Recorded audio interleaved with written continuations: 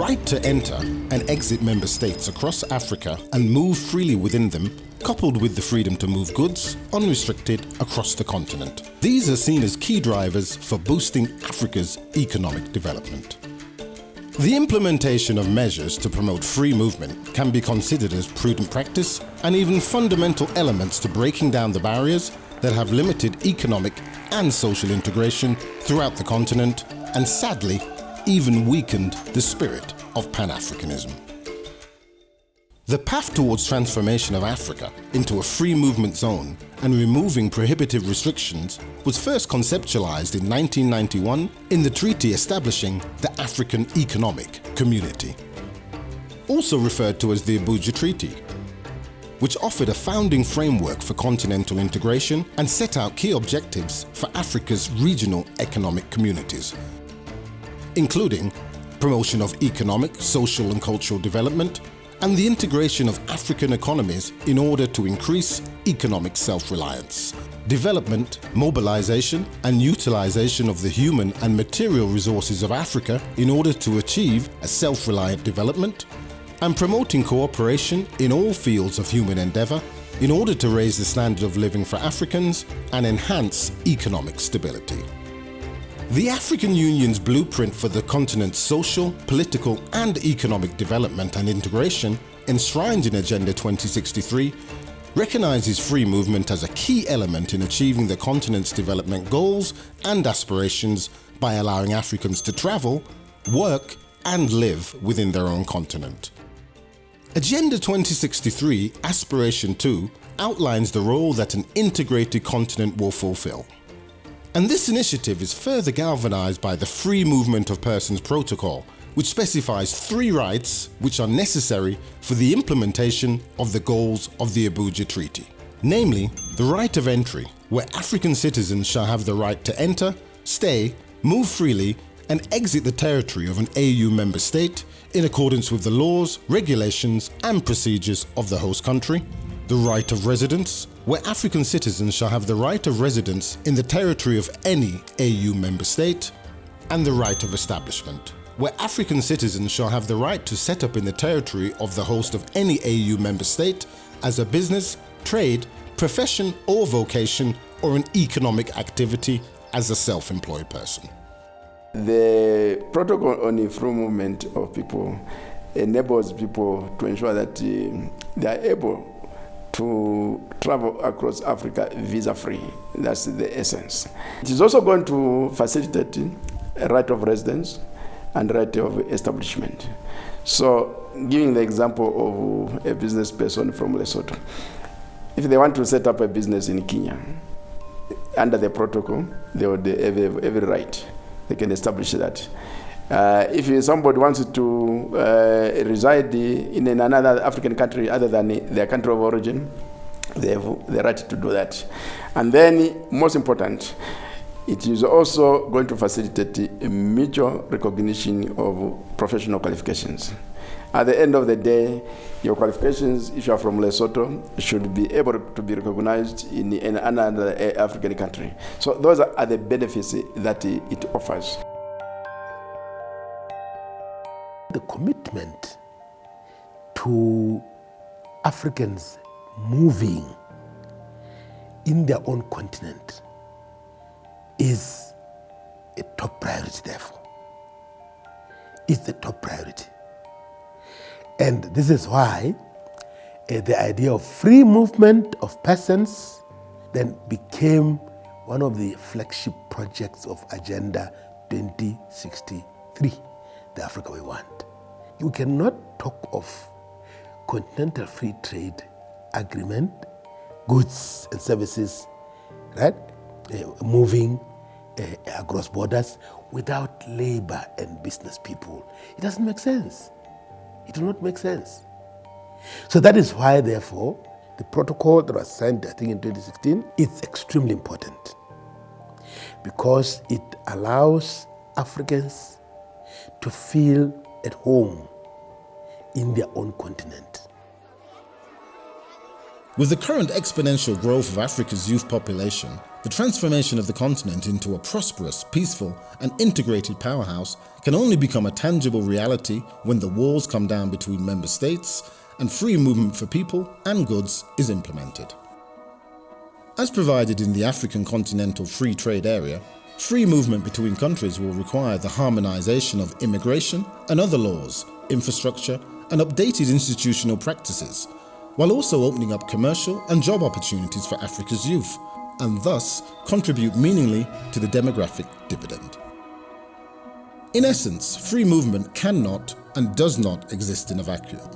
The free movement paradigm also converges with other continental ambitions of integration across Africa today, namely promoting Pan-African identity and social integration, promoting intra-African trade and commerce, incentivizing tourism and leisure travel from inter-African travelers, improving knowledge transfer and skill sharing, bolstering trans-border infrastructure and resources, facilitating labour, mobility and diversification, and improving legal protection and human rights for all citizens.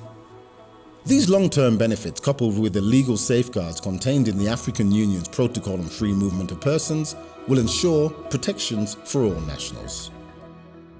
We cannot have free trade without a free movement. If we don't have free movement, how we can move goods?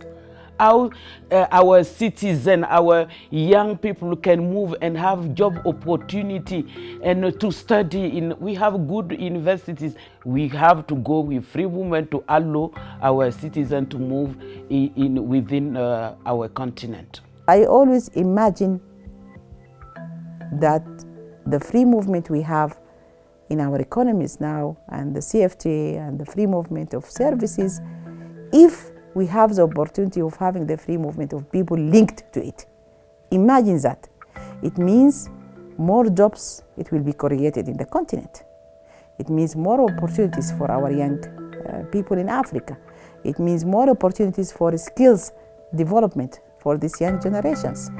It means that they can have the opportunity to fulfill their aspiration within the continent. The Agenda 2063 flagship projects of the single African air transport market and the commodities strategy are inextricably linked to that of free movement on the continent. Moreover, the single African air transport market is predicated and reliant upon the ability and free movement of people to fly into one another's national airspace, while the commodities strategy will only be a viable framework if goods transported between member states are able to leave and arrive unhindered without interference between neighbouring countries. These linkages illustrate the pivotal role that free movement will play in the sphere of not only political integration for Africa, but also its social and economic impact on the shifting demographic related to labour and other trends across the continent. The movement of capital, the movement of physical technology, the movement of raw materials goes in tandem with the movement of people. The people will go and trade, the people will go to work. I'll give you a very good example, is the marathon that is being produced in Rwanda. If we speak right now, Rwanda is struggling because of the coronavirus, because they are getting all the inputs from China. What if we are producing all the inputs from Africa? The marathon would be an African phone, completely. It's still an African phone by way of saying that the minerals come from Africa, but when you look at the rules of origin, those minerals go to China or other countries, they turn them into chips, into micro other inputs, and they come back to Rwanda for assemblement. So we don't want to assemble. We want to have the whole integrated value, the whole value chain, that one country produces these minerals, another one produces chips, another one produces, then you come and produce a whole phone or a whole laptop, a whole computer, a whole... Electronics would be a very good example. I like to think of the Free Movement Protocol, the Joint Labour Migration Programme, the Single African Air Transport Market, and the African Continental Free Trade Agreement as being four wheels of a vehicle. If one of those wheels does not move right, the vehicle will possibly grind to a halt or perhaps just not move as smoothly. And we encourage in our discussions with member states as well as with the AUC, we encourage them to look at them as going hand in hand. And this is particularly important in the context of free movement. We know that African member states oftentimes are mimicking the same fears around migration that we see in the West. There's all of those misperceptions about labor migrants coming in to take our jobs. And yet we know that that is abundantly not the case. So we try and promote that understanding that as much as there is excitement around the AfCFTA, the goods will not move if the people cannot move. And we know this from global statistics. If you look at some of the regions that have the highest inter-regional trade, they are the regions that have inter-regional mobility. Africa remains the least integrated of all world regions, and that is slowing down Africa's economic growth. So we're working very hard again with the African Union Commission and the different departments to get them to look at the interconnections between all of these various AU initiatives so that none of them is allowed to lag behind, because if it does, the whole integration agenda will be held back. While 30 countries originally signed the Free Movement Protocol in 2018, ratification and formalization of the agreement via legal instruments is still pending by many member states. So what are some of the issues holding back member states from full ratification? And how legitimate are these concerns? I think that we need to also pay attention to our land borders, because our land borders is where a lot of the, if you like, commerce, informal commercial activities go on. There is a bit of neglect in the sense that if you are concerned about the security of your border, then definitely the start point should definitely be the community living there. If the community across the other border has more facility than the other, you find that there will be this movement, and you find that people will now start struggling either for water or for markets and so on and so forth. And then this kind of brings clashes, and this clashes makes governments hesitate to see the benefits of this free movement. People have fear of the economic impact. People have fear about security. What will be the security implications of people coming into our territory? There isn't the comfort level that there ought to be regarding where other countries are in terms of their civil registry systems, which are very weak. In most countries on the continent, it has to be said. So governments will get comfortable with the idea of opening up to free movement if there are robust systems in place across the continent in terms of civil registry systems, so that whoever turns up at your border with a passport can really, you can have the confidence that this person is indeed who they say they are. I should add that free movement doesn't mean zero border controls. If anything, free movement implies ever more robust controls at borders. So this is something we feel the need to emphasize, that in an age of free movement, we need to support countries to ensure they have the capacities for ever more robust border controls, but with a different posture, with a posture of facilitation rather than impeding. Because again, the vast majority of intra-African movements are bona fide movements. They should be facilitated, not impeded. Examples of other regional integration projects and free movement practices are also offered by partners of the African Union, sharing knowledge, advocacy, and formal channels to deliver best practices for the continent's own integration agenda. We always like to say that we are a very close partner of the African Union. We even use the word strategic. And we like to be the best partner of the African Union for the simple reason that is a project that obviously echoes very much what we are trying to do in Europe in terms of integration.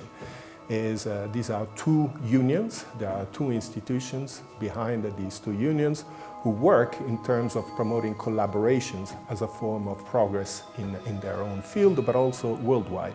So for us is more than working with a partner. Is working with a partner has very much a DNA that resembles a little bit ours.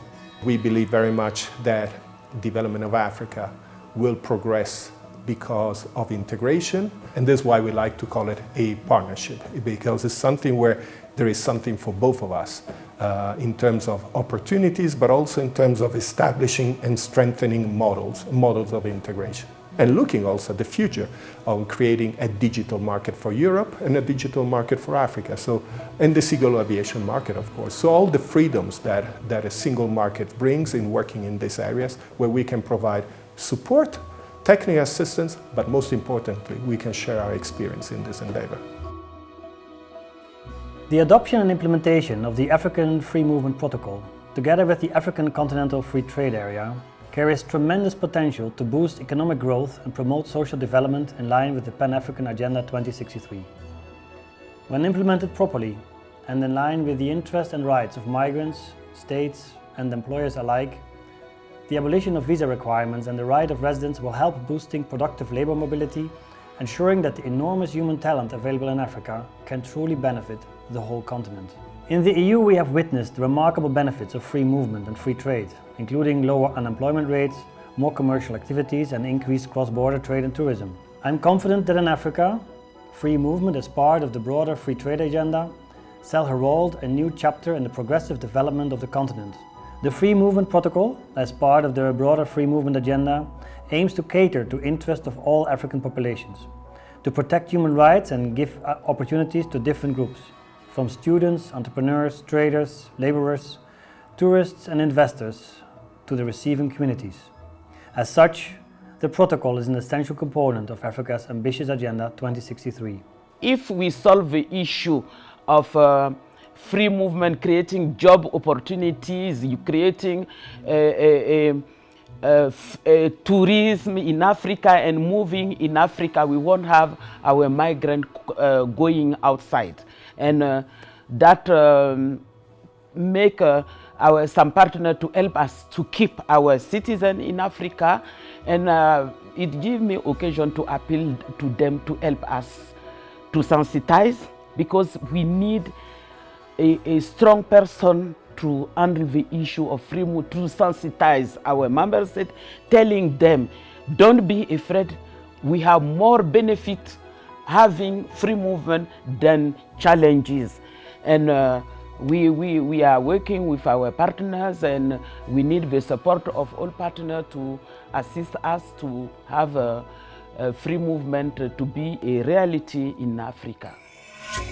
Translating the pragmatic goals of interconnected travel, trade, and free movement also frequently require another common but equally important denominator: the African passport.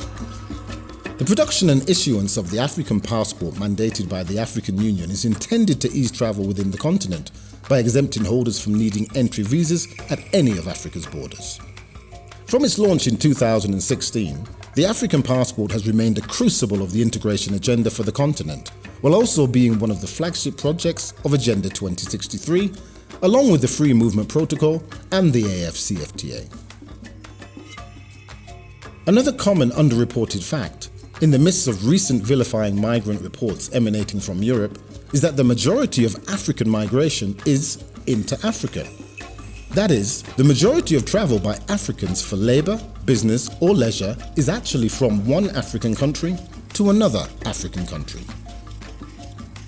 The African passport, when synthesized with the expansion of the free trade area, along with inherited labour and settlement rights in neighbouring countries, could also dissipate the demand for dangerous and illegal migratory routes. We want our young generations to have the opportunities they are looking for within the continent. Then if they want to migrate, they can migrate, but our advice for them is just do it through legal corridors. Look for legal pathways for migration. Don't go risking your life, don't be exploited by human trafficking networks. Don't risk your life ending up at the bottom of the Mediterranean or dying in the Sahara Desert. No. Look for legal channels. But first, look for your opportunity at home. But it's not only for the young people to look, it's for us as governments to create this atmosphere. Travelling freely on the continent with the African passport is a crucial asset for promoting labour mobility, investment and skills sharing between neighbouring member states. In addition, the elimination of travel barriers also requires individual countries to effect and implement open visa regimes, policies that in turn will accelerate AFCFTA initiatives and other free movement principles. With increased global movement, concerns have been raised about the risks caused by health crises and necessitated subsequent emergency measures that impact the movement of persons as countries implement stricter controls to prohibit entry and even temporarily closing borders. Within a regionally integrated regimen, such as the Free Movement Protocol, African countries can benefit from knowledge systems, tracking cross-border movements of persons, promoting knowledge and sharing necessary data of cross-border collaboration for the management of health processes, and allocation of resources to support member states.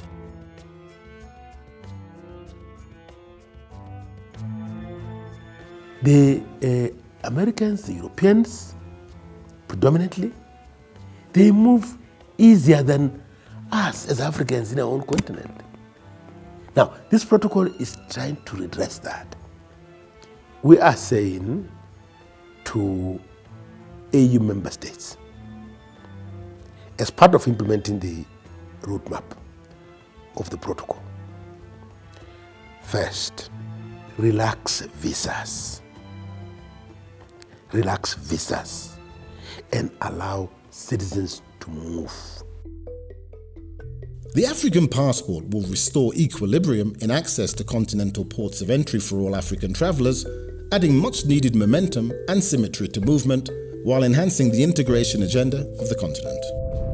The Free Movement Protocol, the AFCFTA and the African passport form a comprehensive and cohesive structure for continental integration. And while linked, each are political, economic and social drivers in their own right. The barriers to free movement across the continent are now outweighed by the opportunities and commitment by member states to affirming the interconnectivity of Africa in all spheres and for all its citizens. What we're also working with the African Union to do is to change the misperceptions around migration, to change the false narratives around migration, especially African migration. And we hope that with time, when migration is better understood, countries that right now see it as a threat will embrace it as the opportunity that it is, again, if well managed. So changing the narrative is another important aspect of our work that will have to be reinforced going forward if free movement is to become the reality that we need for it to be.